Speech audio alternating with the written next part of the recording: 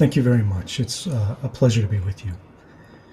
It's difficult to be here. I struggle to understand how we can be here after so many years. There have been so many stories told. There's been so much criticism. There has been so much deception. And where has it brought us? Has this been constructive? Is this a victory for us, for the state, for humanity, for our rights?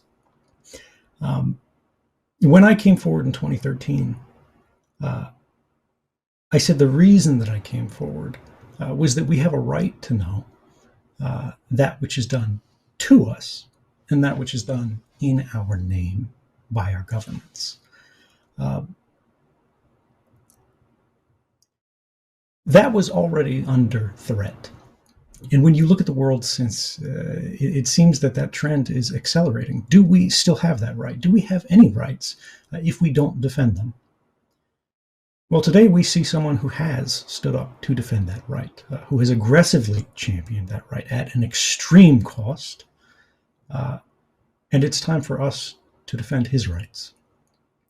What we're witnessing is a murder that passes without comment. And I want to say that it is difficult for me to comprehend the spectacle of the press of a nation or the developed world aiding and abetting with full knowledge a crime not only against this man, but against our public interest. However, at this moment, that we all see this, we all feel it. It's no less familiar than the shoes on my feet. Everywhere we look, from Afghanistan to economics, from pandemic to pervasive surveillance, the obvious has been made unspeakable. It has become unspeakable because the truth of our circumstances could be taken as evidence in the defense of the actions of the outer favor. And in the eyes of the American state, few represent this class, a greater object of hatred than the person of Julian Assange. He has been charged as a political criminal, something that I understand quite well, but he has been charged as the purest sort of political criminal for having committed the transgression of choosing the wrong side. The charges, which are they are absolutely an unadorned legal fiction. We are told to believe that the state has these powers over what can be said and what can't be said, the things that can and cannot be said. But what happens if we permit that? Where does that lead? What are we? Can we be said to be free if even our power to express ourselves, to understand the facts of our world, can be fenced off from us? And we look beyond, through the gauze, through the veil, at what could be the facts of the world, but we're not permitted to acquire them.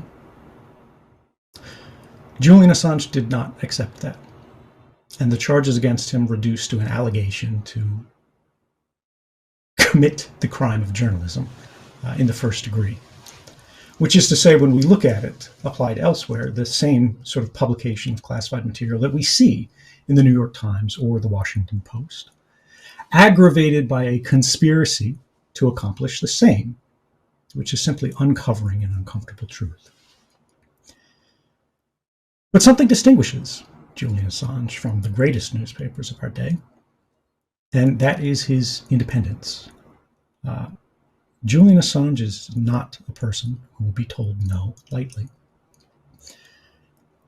I remember in the case of 2013, when I came forward and revealed evidence of mass surveillance, which the government of my country had constructed the apparatus of mass surveillance, an entire scheme that spanned the globe, with the participation of Australia, New Zealand, Canada, and of course, the United Kingdom.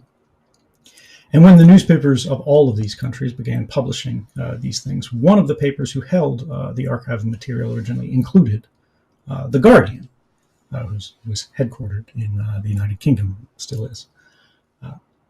And I remember reading a story. Of course, I wasn't there for it personally. I'm getting this secondhand. Who knows what we can rely on, the state of journalism as it is today. But they were approached by the British state, who said, okay, you've had your fun. You've done enough. Now it's time to stop. And they had to send their archival material away to the United States, to a partner publication, because they no longer believed that they were safe to continue publishing. And they were right. Agents of the British state went to The Guardian. They destroyed their laptop computers. They've got it on film, putting angle grinders to computer chips, trying to erase any trace that these stories had been written from within the confines of the newsroom. Now, Julian was not deterred by that, and he never would be. When you perform the level of surveillance against a person that has clearly been performed and is being performed, even today, certainly in prison, against Julian Assange, you understand at least something about that character. You understand what the breaking point is. You know what it'll take to make them bend. And he didn't bend. He will break before he does. He has consistently and continuously dared to speak the unspeakable in the face of opposition, in the face of power, and that is a remarkable and rare thing. That is the reason that Julian Assange sits in prison today. If you love the truth, as I think everyone here does, you wouldn't be listening to this, you wouldn't be watching this, you wouldn't be participating in this, you wouldn't care about this unless something in you told you that something important was happening here. And if you do care, as I think you do, you are a criminal of the same category as Julian Assange. In the eyes of the state, what differentiates you, what divides you from him, is only the degree. We share the same guilt. Each of us share in the crime, and we are unindicted co-conspirators in his quest to raise a lantern in the halls of power. Each of us shares in the forbidden desire to see justice done not merely to the instruments of these darkest moments of the human condition that we've heard about all day here, torture, extrajudicial killings, aggressive war, but to see justice done to their architects. And I have to say here, each of us will also share, and to me it will happen without the faintest regret, in his ultimate fate, if we do not stop what is happening now. What is happening to Julian Assange is a crime, and he must be freed. If we're going to free the world, we have to free Assange. Thank you, and stay free.